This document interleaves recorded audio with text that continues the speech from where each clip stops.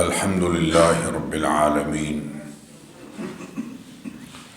والصلاة والسلام على سيد الأنبياء وخاتم المرسلين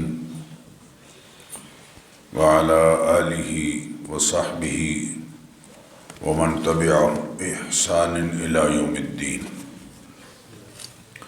أما بعد فأعوذ بالله من الشيطان الرجيم. بسم الله الرحمن الرحيم. قد أفلح من تزكى وذكر اسم ربه فصلى. وقال رسول الله صلى الله عليه وسلم: من صلى العشاء في جماعة فكأنما قام نصف الليل، ومن صلى الصبح في جماعة كان فكأنما صلى الليل كله، ومن صلى الصبح في جماعة فكأنما صلى الليل كله. رواه مسلم. صدق اللہ وصدق رسولہ النبی الکریم. محبت سے درود شریف پڑھ لیجیے سب حضرات. اللہم صلی وسلم وبارک علی سیدنا محمد وعلی آلہ وصحبہ اجمعین.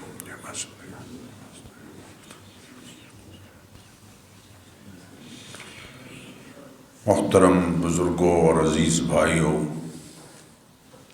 اللہ تعالیٰ کا بے پایا کرم ہے کہ اس نے زندگی میں ہمیں ایک مرتبہ پھر شعبان کا مہینہ نصیب فرمایا ہے.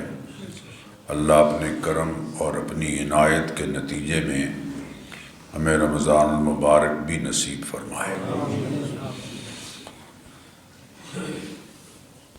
شعبان شعب سے ہے، اور شعب عربی میں چیزوں کسی درخت کا شاخ در شاخ ہونا، یا شعب کے معنی جمع کرنا، اور اگر عین پر جزم ہو شعب تو اس کے معنی ہے دور کرنا، اور دو کندھوں کے درمیان جو فاصلہ ہے اس کو بھی شعب کہتے ہیں. محبوب سبحانی حضرت شیخ عبدالقادر جیلانی رحمہ اللہ نے اپنی کتاب غنیۃ الطالبین میں شعبان کے بارے میں ارشاد فرمایا کہ شین، عین، بے، الف اور نون ہر ایک سے الگ معنی مراد لیا جاتا ہے. شین سے شرف یعنی عزت، اور عین سے علو مرتبت یعنی بلندی، اور بے سے بر یعنی نیکی، اور الف سے الفت و محبت الہی، اور نون سے نور ربانی یا نور قرآنی. یعنی یہ ایسا مہینہ ہے کہ جس میں نور ربانی حاصل کرنے کے لیے انسان نیکی بجا لاتا ہے تو اللہ تعالیٰ کی محبت اور الفت اسے نصیب ہوتی ہے، اور وہ شرف اور بلند مرتبہ اللہ تعالیٰ کے ہاں حاصل کر لیتا ہے. نبی کریم علیہ الصلاۃ والتسلیمات نے اس مہینے کی بڑی اہمیت بیان فرمائی. سیدہ ام سلمہ رضی اللہ تعالیٰ عنہ فرماتی ہیں: ما رأیت رسول اللہ صلی اللہ علیہ وسلم یصوم شہرین متتابعین الا شعبان و رمضان، کہ میں نے نبی اکرم صلی اللہ تعالیٰ علیہ وسلم کو 2 مہینوں میں اوپر تلے سارے سال میں سوائے شعبان اور رمضان کے روزے رکھتے نہیں دیکھا ہے. شعبان اور رمضان میں مسلسل آپ صلی اللہ تعالی علیہ وسلم روزے رکھا کرتے تھے۔ اشرح لی صدری ویسر لی امری۔ حضرت انس فرماتے ہیں کہ نبی اکرم صلی اللہ علیہ وسلم سے پوچھا گیا ای الصوم افضل بعد رمضان، کہ رمضان مبارک کے بعد کس مہینے میں روزے رکھنا افضل ہے؟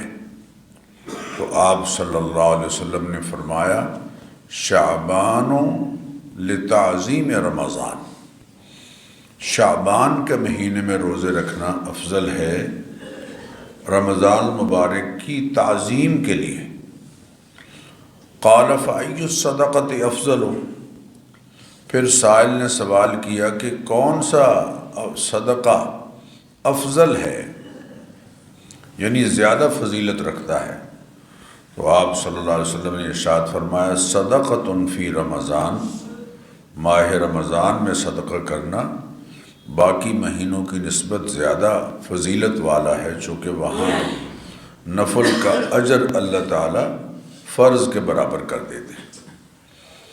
ان احادیث سے یہ بات واضح ہوئی کہ آپ صلی اللہ علیہ وسلم شعبان کے مہینے میں کثرت سے روزے رکھا کرتے تھے۔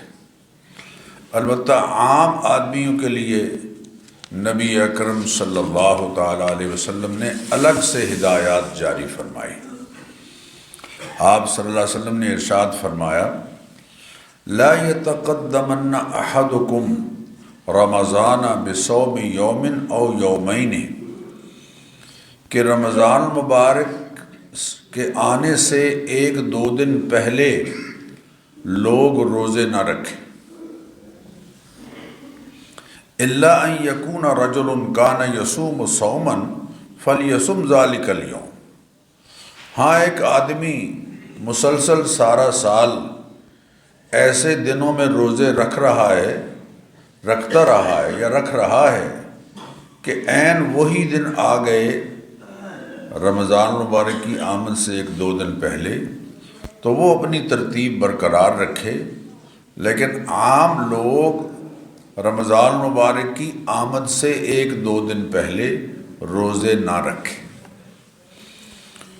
یقینی بات ہے آپ صلی اللہ علیہ وسلم کا یہ ارشاد اس لیے ہے کہ تاکہ رمضان مبارک کے مہینے میں روزے رکھنا آدمی کے لیے آسان ہو جائے۔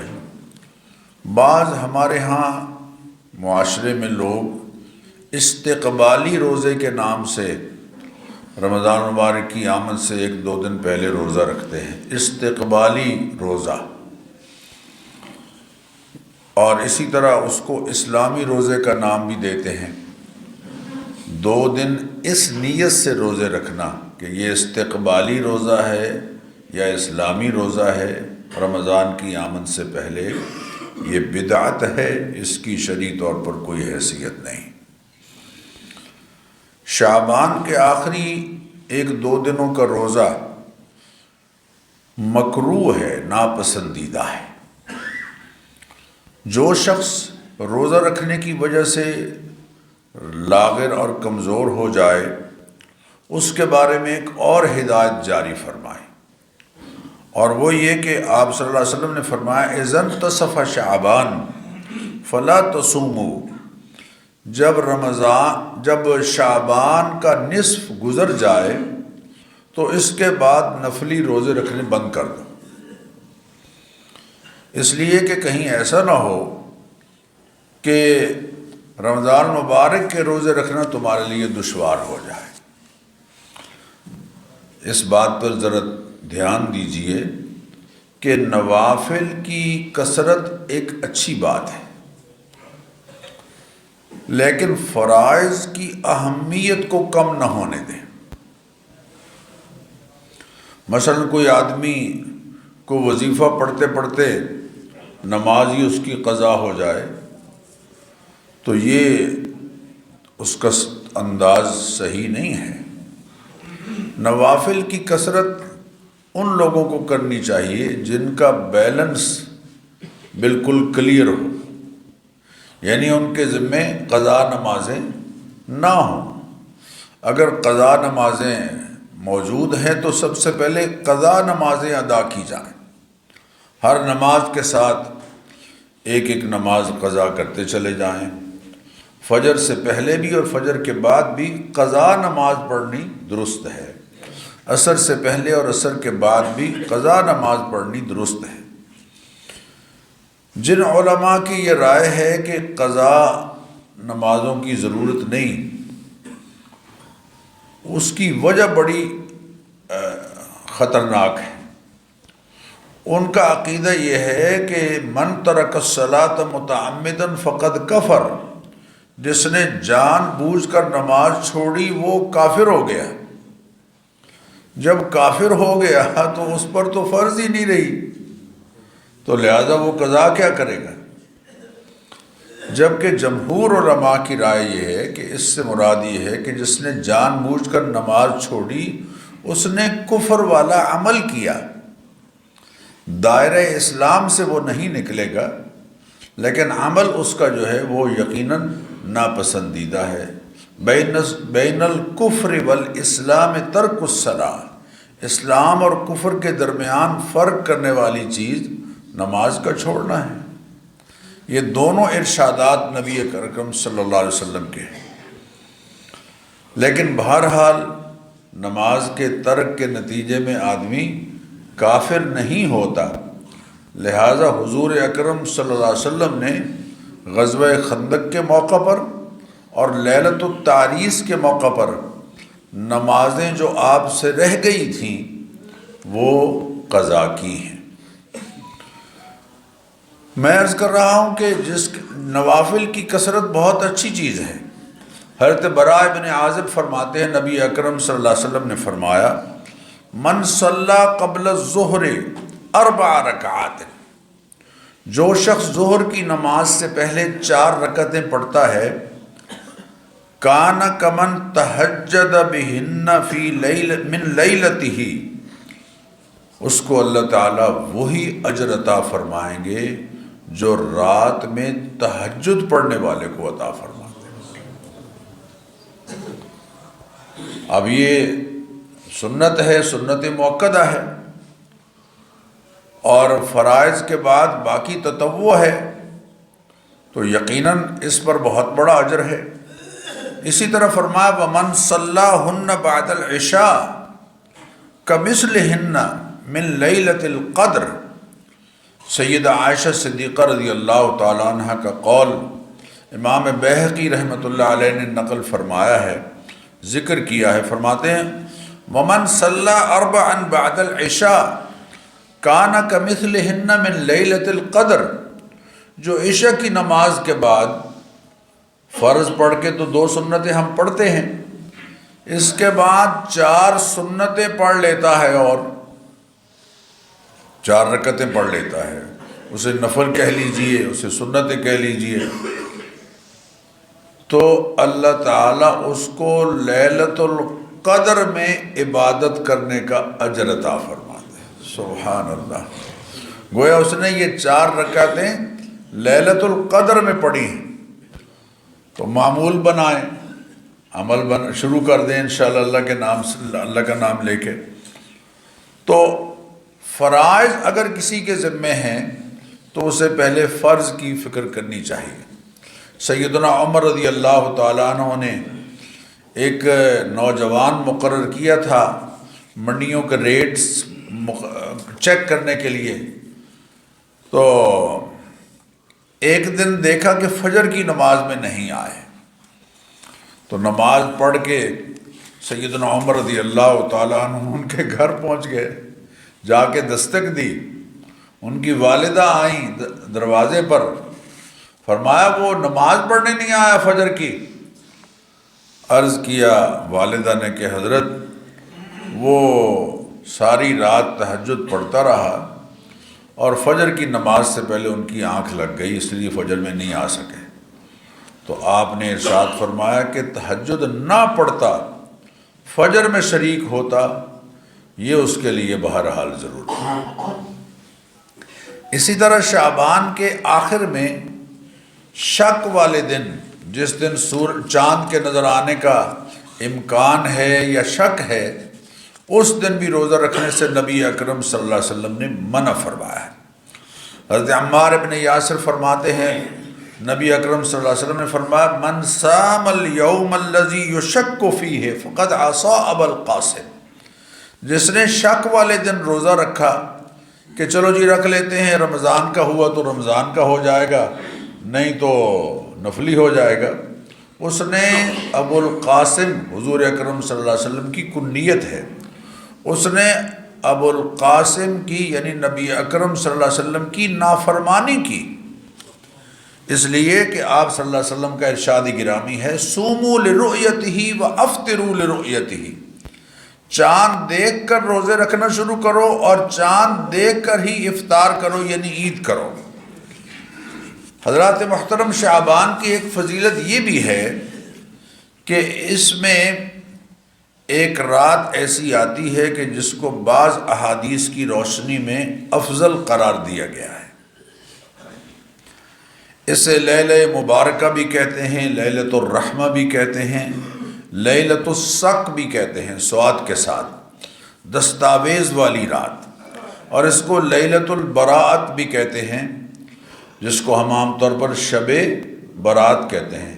شب رات یہ لفظ درست نہیں ہے، شب رات یہ درست نہیں ہے، اس لیے کہ شب کے معنی بھی رات کے ہیں، جیسے آب زمزم کا پانی ہم کہتے ہیں آب زمزم، آب کے معنی پانی کے ہیں، تو اردو بھی درست ہو جائے، شب رات کہنا درست نہیں بلکہ شب برات، برات والی رات، گناہوں سے بری ہونے کی رات۔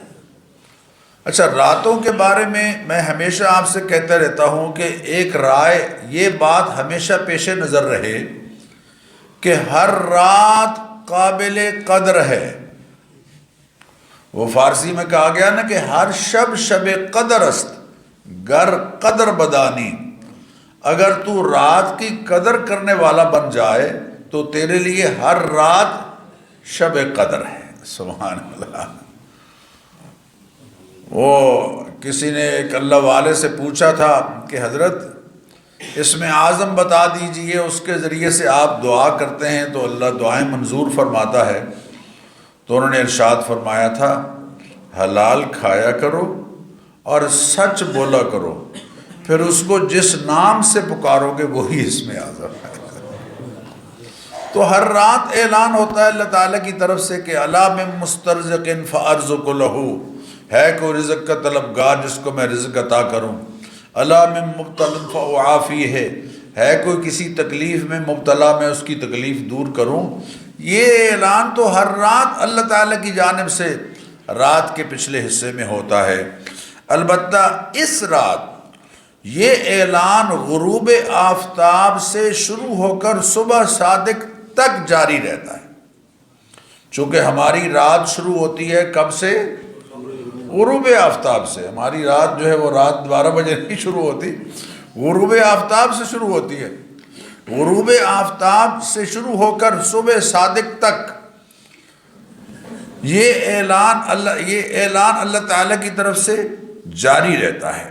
سیدہ عائشہ صدیقہ رضی اللہ تعالی عنہ فرماتی ہیں کہ نبی اکرم صلی اللہ علیہ وسلم نے فرمایا اتدرین ای لیلۃ ھذہ، اے عائشہ تمہیں معلوم ہے کہ یہ رات کیسی ہے؟ تو میں نے کہا اللہ ورسولہ عالم، اللہ اور اس کے رسول بہتر جانتے ہیں۔ صحابہ کا مزاج یہ تھا کہ وہ حصول علم کے لیے محبوب کریم علیہ الصلاۃ والتسلیمات کے سوال کا جواب دینے کی بجائے پلٹ کر آپ صلی اللہ علیہ وسلم سے ہی رہنمائی حاصل کرتے ہیں۔ سبحان اللہ۔ قال، تو آپ صلی اللہ علیہ وسلم نے ارشاد فرمایا ہذہ لیلۃ النصف من شعبان، یہ شعبان کے نصف کی رات ہے، یعنی 14ویں اور 15ویں کی درمیانی رات، غالباً یہ اتوار اور پیر کے درمیان آ رہی ہے۔ فَيَغْفِرُ لِلْمُسْتَغْفِرِينَ، اس دن اللہ تعالیٰ کی رحمت پورے جوش میں ہوتی ہے مغفرت طلب کرنے والوں کی اللہ معافی کر دیتے ہیں، ان کو بخش دیتے ہیں۔ وَيَرْحَمُ لِلْمُسْتَرْحِمِينَ، اور رحم کے طلبگاروں پر اللہ تعالیٰ رحم فرماتے ہیں۔ لیکن وَيُؤَخِّرُ أَهْلَ الْحَقْدِ كَمَا هُمْ، لیکن جن کے سینوں میں ایک دوسرے کے لیے کینہ اور بغض ہوتا ہے ان کو ان کی حالت پر چھوڑ دیتے ہیں، مؤخر کر دیتے ہیں، اس لیے کہ جب تک وہ اس کینے سے سینے کو صاف نہیں کریں گے تب تک ان کے لیے بخشش نہیں ہے۔ اللہ نے قرآن کریم میں صاحبان ایمان کے لیے جو دعا ذکر کی ہے وہ اس میں خاص طور پر اس کا ذکر کیا گیا ہے۔ الذین یقولون، جو اللہ تعالیٰ سے دعا کرتے ہیں، ربنا اغفر لنا، اے پروردگار ہمیں بھی بخش دے، وَلِإِخْوَانِنَا الَّذِينَ سَبَقُونَا بِالْإِيمَانِ، اور ہمارے ان بھائیوں کو بھی بخش دو جو ایمان کی حالت میں ہم سے پہلے چلے گئے، ایمان لانے میں سبقت لے گئے ہیں یا ایمان لا کر زندگی گزار کے ہم سے پہلے دنیا سے رخصت ہو گئے ہیں، دونوں معنی درست ہیں۔ ربنا اغفر لنا ولاخواننا الذین سبقونا بالایمان، اور آگے ہے ولا تجعل فی قلوبنا غلا للذین آمنوا، اور اے ہمارے پروردگار ہمارے سینوں میں ایمان والوں کے لیے کسی طرح کا حسد، بغض اور کینہ پیدا نہ ہونے۔ ربنا انک رؤوف الرحیم، اے پروردگار تو بڑا مہربان ہے، بخشنے والا ہے۔ یہ بات نبی اکرم صلی اللہ علیہ وسلم نے بلکہ ایک اور ارشاد میں فرمایا کہ وَلَا يَنظُرُ اللَّهُ فِيهَا إِلَى مُشْرِكٍ، یہ رات یقیناً بخشش کی رات ہے، لیکن اس رات میں کچھ لوگ اللہ تعالیٰ کی اس بخشش کے جوش والی کیفیت سے محروم رہتے ہیں۔ بارش ساری رات برستی رہے، ایک آدمی اپنی پرات الٹی کر کے رکھ دے، اس میں پانی آئے گا؟ یقیناً نہیں آئے گا۔ بارش کا قصور نہیں ہے، اس کا قصور ہے۔ اگر سورج پوری آب و تاب کے ساتھ چمک رہا ہو اور آپ اس کے سامنے ایک ایسا مرر، آئینہ رکھ دیں کہ جس پر مٹی ملی ہوئی ہو، سیاہی ملی ہوئی ہو، تو ریفلیکشن آئے گی؟ نہیں آئے گی، نہیں آئے گی۔ اس لیے نہیں آئی کہ سورج کا قصور ہے، اس لیے نہیں آئی کہ اس مرر کا قصور ہے، اس نے مٹی ملی ہوئی ہے، اس کے اوپر سیاہی ملی گئی ہے۔ تو کچھ لوگ ایسے ہیں کہ جو اس رات بھی محروم رہتے ہیں۔ لا ينظر اللہ فیہا الی مشرکن، اللہ کے حبیب صلی اللہ علیہ وسلم فرما رہے ہیں کہ اللہ تعالیٰ اس رات کچھ لوگوں کی طرف نظر کرم نہیں فرماتے۔ پہلا مشرکن، جو شرک کرنے والا ہے، چونکہ ان اللہ لا یغفر ان یشرک بہ ویغفر لما دون ذلک لمن یشاء، اللہ سب کو بخش دے گا لیکن مشرک کو نہیں بخشے گا، چونکہ مشرک غیرت ربانی پر ڈاکہ ڈال رہا ہے، اور یہاں عارضی زندگی میں میاں بیوی کے درمیان جو تعلق ہے اس میں غیر کی شرکت قبول نہیں کرتے، اور وہ تو دائمی ابدی تعلق ہے بندے اور اللہ کا، تو اللہ اس میں غیر کی شرکت کیسے قبول کریں گے؟ ولا الی مشاحن، اور کینہ پرور کی طرف بھی نظر کرم نہیں کرتے، جس کے سینے میں کینہ ہے۔ میں نے آپ کو کینے کا معنی بتایا کئی دفعہ کہ کینے نو پنجابی جی ایک ہی کہندے نے ایک واری میری داڑ تھلے آ جائے صحیح، میں انہوں چتھ کے رکھ دیاں گا، انہوں کہندے نے کینہ۔ ولا الی قاطع رحمن، اور صلہ رحمی کی بجائے قطع رحمی کرنے والا، اس کی طرف بھی اللہ تعالیٰ نظر کرم نہیں فرماتا۔ قرآن کریم میں سورہ رعد میں اللہ تعالیٰ نے ارشاد فرمایا والذین یقطعون ما امر اللہ بہ ان یوصل ویفسدون فی الارض، جو قطع رحمی کرتے ہیں، زمین میں ملک میں فساد پھیلاتے ہیں، اولئک لہم اللعنہ، ان پر اللہ تعالیٰ کی لعنت ہے، وَلَهُمْ سُوءُ الدَّارِ، اور ان کے لیے برا گھر ہے۔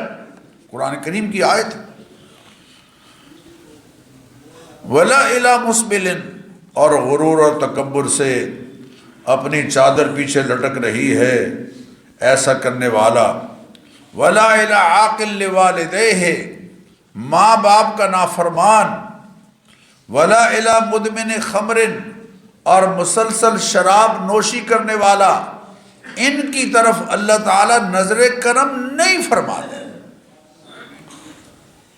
حضرت ابو موسیٰ اشعری فرماتے ہیں، یہ جو میں نے آپ سے عرض کی ہے بات، حضرت ابو موسیٰ اشعری رضی اللہ تعالیٰ عنہ اس بات کے راوی ہیں، لیکن حضرت عبداللہ بن عمرو بن العاص نے کچھ اور الفاظ بیان کیے۔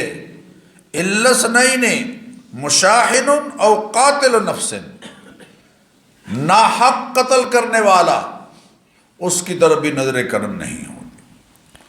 اور کچھ اور مظاہر حق میں کچھ اور لوگوں کا ذکر کیا گیا۔ بدکار، زناکار، اس کی طرف بھی اللہ تعالیٰ نظر کرم نہیں فرماتے۔ عشار، ظالمانہ انداز سے ٹیکسز وصول کرنے والا، رشوت لینے والا، اس کی طرف بھی اللہ تعالیٰ نظر کرم نہیں فرماتے۔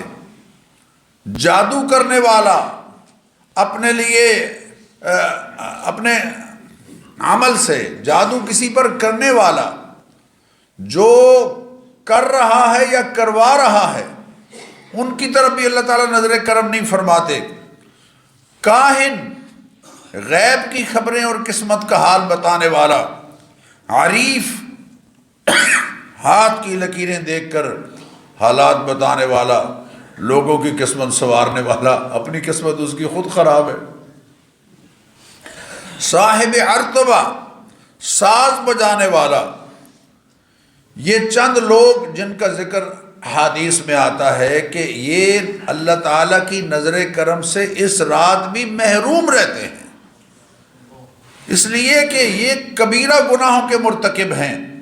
اگر گناہ سے توبہ کر لیں گے اور آئندہ اس گناہ کو نہ کرنے کا عزم کریں گے تو توبہ تو سارے گناہوں کو مٹا دیتی ہے۔ التائب من الذنب کمن لا ذنب لہ، توبہ کرنے والا، گناہ سے توبہ کرنے والا ایسا ہے جیسے اس نے گناہ کیا ہی نہیں۔ بلکہ علماء نے لکھا ہے کہ جس شخص نے سچی توبہ کر لی اور پھر بھی دل میں یہ کہتا ہے کہ پتہ نہیں اللہ نے مجھے معاف کیا یا معاف نہیں کیا، وہ تو اللہ تعالیٰ کے بارے میں بدگمانی کر رہا ہے۔ وہ تو اللہ تعالیٰ کے بارے میں بدگمانی کر رہا ہے۔ اللہ تعالیٰ نے قرآن کریم میں فرمایا وَهُوَ الَّذِي يَقْبَلُ التَّوْبَةَ عَنْ عِبَادِهِ وَيَعْفُو عَنِ السَّيِّئَاتِ، اللہ تعالیٰ توبہ قبول کرتے ہیں اور گناہوں کو معاف کرتے ہیں۔ اس لیے میرے بزرگوں اور دوستوں، اگر یہ لوگ توبہ نہیں کریں گے تو اس رات دریائے رحمت سے سیراب نہیں ہو سکتے، بلکہ محروم رہیں گے۔ ہاں اگر توبہ کرتے ہیں تو پھر وَتُوبُوا إِلَى اللَّهِ جَمِيعًا أَيُّهَا الْمُؤْمِنُونَ لَعَلَّكُمْ تُفْلِحُونَ، ایمان والو اپنے گناہوں سے وَتُوبُوا إِلَى اللَّهِ جَمِيعًا، سب اللہ تعالیٰ سے توبہ کرو تاکہ تم فلاح پا جاؤ۔ یا ایھا الذین آمنوا توبوا الی اللہ توبۃ نصوحا، اے ایمان والو توبۃ نصوح کرو۔ نصوح توبہ کسے کہتے ہیں؟ ذرا غور کیجئے۔ نصوح کہتے ہیں پھٹے ہوئے کپڑے کو سوئی کے ساتھ، سلائی کے ساتھ جوڑ دینا۔ پھٹے ہوئے کپڑے کو دو حصے ہو گئے ہیں، آپ نے سلائی کے ساتھ اس کو کیا کیا؟ جوڑ دیا۔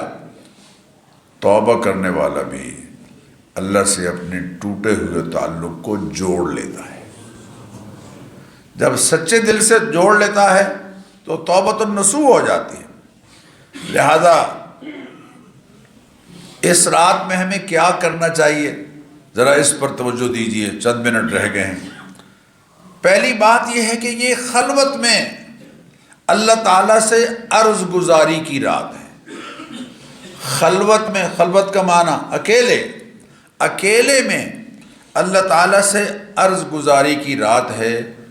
ہم نے خلوت کی اس رات کو جلوت کی رات بنا لیا ہے، جبکہ ہمارے بزرگ ابن نجیم رحمہ اللہ حنفی علماء کے سردار ہیں، انہوں نے البحر الرائق میں یہ لکھا ہے کہ وَيُكْرَهُ الْاجْتِمَاعُ فِي إِحْيَاءِ لَيْلَةٍ مِّنْ هَذِهِ اللَّيَالِي فِي الْمَسَاجِدِ، اس طرح کی راتوں میں مسجدوں میں اجتماع کرنا، راتوں میں بیدار رہنے کے لیے یہ مکروہ ہے، ناپسندیدہ ہے، کیونکہ سلف سے حضور اکرم صلی اللہ علیہ وسلم اور صحابہ کرام اور تابعین اور چاروں ائمہ کرام اور بزرگان دین سے اس طرح کی کوئی روایت نہیں ہے۔ نفل نماز گھر میں پڑھیں، اس لیے کہ نبی اکرم صلی اللہ علیہ وسلم نے، ذرا اس بات پر ذرا دھیان دیجئے، نبی اکرم صلی اللہ علیہ وسلم نے نفلی نماز کو گھر میں پڑھنا مسجد میں پڑھنے سے افضل قرار دیا ہے، بلکہ مسجد نبوی میں پڑھنے سے افضل قرار دیا ہے۔ اس لیے کہ گھر میں جب نفل نماز پڑھیں گے تو بچے آپ کو دیکھ کر نماز کی طرف متوجہ ہوں گے۔ زید بن ثابت فرماتے ہیں قال رسول اللہ صلی اللہ علیہ وسلم، نبی اکرم صلی اللہ علیہ وسلم نے فرمایا صلاۃ المرء فی بیتہ، کسی آدمی کا اپنے گھر میں نفل نماز پڑھنا افضل من صلاتہ فی مسجدی ھذا، میری اس مسجد میں یعنی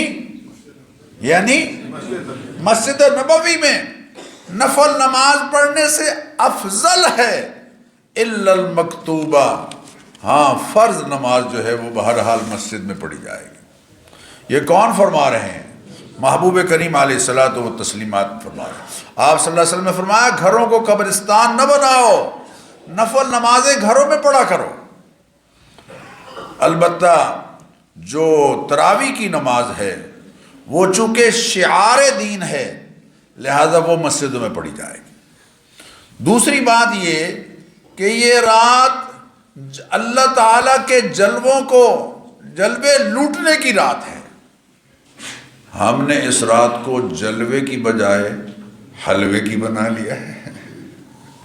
بھائی سارا سال ہی حلوہ کھانا جائز ہے، کوئی حرج نہیں، البتہ اس رات حلوے کو آپ صلی اللہ علیہ وسلم کی سنت قرار دیتے ہوئے کہ جی جب پوچھیں وہ جی سرکار کے دانت مبارک شہید ہوئے تھے تو آپ نے حلوہ کھایا تھا، آپ صلی اللہ علیہ وسلم کے دندان مبارک کی شہادت، یہ بات بھی ذرا سیرت کی کتابوں میں متنازع سی ہے، لیکن چلو مان بھی لیں اگر، تو یہ غزوہ احد میں ایسا ہوا، اور غزوہ احد ماہ شوال میں ہوئی ہے، 7 یا 11 شوال کو، اس دن کا تو اس سے تعلق ہی نہیں بنتا۔ یا کچھ لوگ کہہ دیتے ہیں کہ جی حضرت اویس قرنی کی چونکہ سنت ہے، وہ انہوں نے دندان مبارک حضور کی محبت میں نکلوا دیے تو ہم اسی سنت کو زندہ کرتے ہیں، تو پہلے دانت نکلوائے نا حضور کی محبت میں، تو پھر بے شک حلوہ کھائیں۔ تیسری بات یہ کہ آتش بازی اور چراغاں یہ ناجائز ہے، درست نہیں ہے، یہ صرف بر صغیر میں ہوتا ہے، اور ہندوؤں کی ایک خاص رسم کی یاد میں آتش بازی کی یہ رسم کی جائے شروع ہوئی، بلکہ ما ثبت بالسنہ کتاب کا نام ہے، اس میں حضرت شاہ عبد الحق محدث دہلوی رحمۃ اللہ نے لکھا کہ چراغاں اور روشنی کی ابتدا، یہ چراغاں کرنے کی اور روشنی کرنے کی ابتدا برامکہ سے ہوئی ہے۔ یہ لوگ آتش پرست تھے، جب مسلمان ہوئے تو اسلام تو انہوں نے قبول کر لیا لیکن اپنی رسمیں ساتھ لے کر آئے اور ان رسموں کو اسلامائز کیا۔ ہمارے معاشرے میں جتنی رسمیں ہیں یہ بیسیکلی ہندوؤں سے منتقل ہوئی ہیں، اور جو لوگ ہمارے بڑوں میں سے کوئی، جن کے بڑوں میں سے ہندوازم سے انہوں نے اسلام قبول کیا ہے، اسلام تو قبول کر لیا لیکن رسمیں ساتھ لے کر آئے اور ان کو اسلامائز کیا، نتیجتاً وہ رسمیں اسلامی ناموں کے ساتھ مشہور ہو گئی، پیدائش کی رسمیں بھی اور شادی کی رسمیں بھی اور فوتگی کے موقع پر جو رسمیں ہوتی ہیں وہ بھی، ان میں سے اکثر۔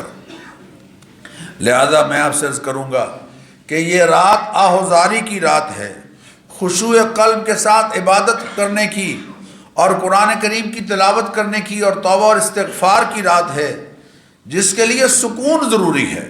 لہذا آتش بازی، پٹاخے بجانا، بچوں کو اس سے روکیں۔ اچھا، چوتھی بات جس پر دھیان دیجئے وہ یہ کہ اس رات کے لیے کوئی تعداد نوافل کی یا طریقہ نوافل کی احادیث سے ثابت نہیں ہے کہ جی اتنے نفل پڑھنے ہیں۔ بچپن میں بڑے کہا کرتے تھے کہ 100 نفل پڑھنے ہیں، اب اخبار میں آتا ہے کہ اتنے نفل پڑھیں اور ہر رکعت میں اتنی مرتبہ سورہ اخلاص پڑھیں۔ کوئی حدیث اس طرح کی اس رات کے حوالے سے نہیں ہے، بلکہ حضرت ابو ہریرہ رضی اللہ تعالیٰ عنہ کے حوالے سے جو حدیث ذکر کی جاتی ہے اس کے بارے میں امام جوزی رحمۃ اللہ علیہ نے فرمایا کہ موضوع وفی سندہ مجاہیل، یہ گھڑی ہوئی بات ہے، اس کی سند میں ایسے لوگ ہیں کہ جو معروف نہیں ہیں، مجہول ہیں، نامعلوم لوگ ہیں۔ اور امام سیوطی رحمۃ اللہ علیہ اور ابن حجر رحمۃ اللہ علیہ نے اس بات کو موضوعات میں یعنی گھڑی ہوئی باتوں میں شمار کیا ہے۔ لہذا غیر متعین نوافل جس قدر آسانی سے پڑھ سکیں پڑھیں، البتہ ویسے تو ہمیشہ، لیکن خاص طور پر اس رات مغرب، عشاء اور فجر باجماعت پڑھیں۔ میں نے کیا کہا ہے جی؟ مغرب، عشاء اور فجر باجماعت پڑھیں، اس لیے کہ اگر مکمل کام نہیں کر سکتے تو کچھ بھی نہ کریں، یہ تو درست بات نہیں ہے۔ اگر اتنا کر لیں گے تو ساری رات عبادت کا اللہ اجر عطا فرمائے۔ اور صحیح مسلم میں نبی اکرم صلی اللہ علیہ وسلم کا یہ ارشاد گرامی ہے کہ وَمَنْ صَلَّى الْعِشَاءَ فِي جَمَاعَةٍ فَكَأَنَّمَا قَامَ نِصْفَ اللَّيْلِ، جس نے رات شروع ہوتے وقت جو نماز آتی ہے وہ پڑھی باجماعت تو اصل اللہ اس کو آدھی رات کا اجر عطا فرمائیں گے۔ وَمَنْ صَلَّى الصُّبْحَ فِي جَمَاعَةٍ فَكَأَنَّمَا صَلَّى اللَّيْلَ كُلَّهُ، اور جس نے فجر بھی باجماعت پڑھی اللہ تعالیٰ اس کو ساری رات کا عبادت کا اجر عطا فرمائے۔ اگلے دن روزے کے بارے میں بھی سن لیجئے، اگرچہ ایک روایت میں قوموا لیلہا وصوموا یومہا کا ذکر ہے، لیکن اس سے بہتر یہ ہے کہ ایام 20 کے روزے رکھے جائیں، 13ویں، 14ویں اور 15ویں۔ جب 13ویں، 14ویں، 15ویں کے روزے رکھیں گے تو خود بخود یہ اس میں آ جائے گا۔ اس رات قبرستان میں جا کر دعائے مغفرت کرنا اچھا ہے، لیکن ٹولیاں بنا کر جانا یہ درست نہیں ہے، یہ بالکل رواج ہے جو بر صغیر میں پڑ گیا ہے۔ بچوں کو آتش بازی سے روکیں اور دوسروں کو ایذا پہنچانے اور تکلیف پہنچانے سے ان کو باز کریں، اور ہر رات کو اللہ تعالیٰ سے تعلق کی رات سمجھ کر رات کا کچھ حصہ نفلی اعمال میں بجا لائیں۔ حضور اکرم صلی اللہ علیہ وسلم نے اس رات کو ایک خاص دعا مانگی۔ حضرت عائشہ صدیقہ رضی اللہ تعالیٰ عنہ فرماتی ہیں اللہم انی، میں نے کہتی ہیں میں نے سجدے میں نبی اکرم صلی اللہ علیہ وسلم کو یہ دعا کرتے ہوئے سنا، اعوذ بعفوک من عقابک، اے اللہ تیرے غصے سے تیری رضامندی کی پناہ میں آتا ہوں، واعوذ برضاک من سخطک، اور اللہ تیری ناراضی سے تیرے درگزر کرنے کی پناہ میں آتا ہوں، واعوذ بک منک، اللہ تجھ سے تیری ہی پناہ مانگتا ہوں، جل وجہک، تیری ذات بہت برتر ہے، لا احصی ثناء علیک، میں تیری تعریف ویسے نہیں کر سکتا جیسے تیرے شایان شان ہے، انت کما اثنیت علی نفسک، تو ویسا ہی ہے جیسے تو نے اپنی تعریف کی ہے۔ صبح ہوئی تو میں نے حضور اکرم صلی اللہ علیہ وسلم سے اس دعا کا ذکر کیا تو آپ صلی اللہ علیہ وسلم نے ارشاد فرمایا کہ عائشہ خود بھی یہ دعا سیکھ لو اور اوروں کو بھی سکھا دو، اس لیے کہ جبریل امین نے مجھے یہ دعا سکھائی اور اسے سجدے میں بار بار مانگا کرو۔ تو میری گفتگو کا خلاصہ یہ ہے کہ اس رات کو اس طرح سے نہ منائیں جیسے ہمارے معاشرے میں منائی جا رہی ہے، بلکہ اعتدال کے ساتھ اپنے گھروں میں اللہ کی عبادت کرتے ہوئے ضرور جتنی دیر بیدار رہ سکیں بیدار رہیں، اس کے بعد پھر فجر کی نماز باجماعت پڑھنے کے لیے مسجد میں آئیں۔ بیٹھیں ایک دفعہ تھوڑی دیر اپنا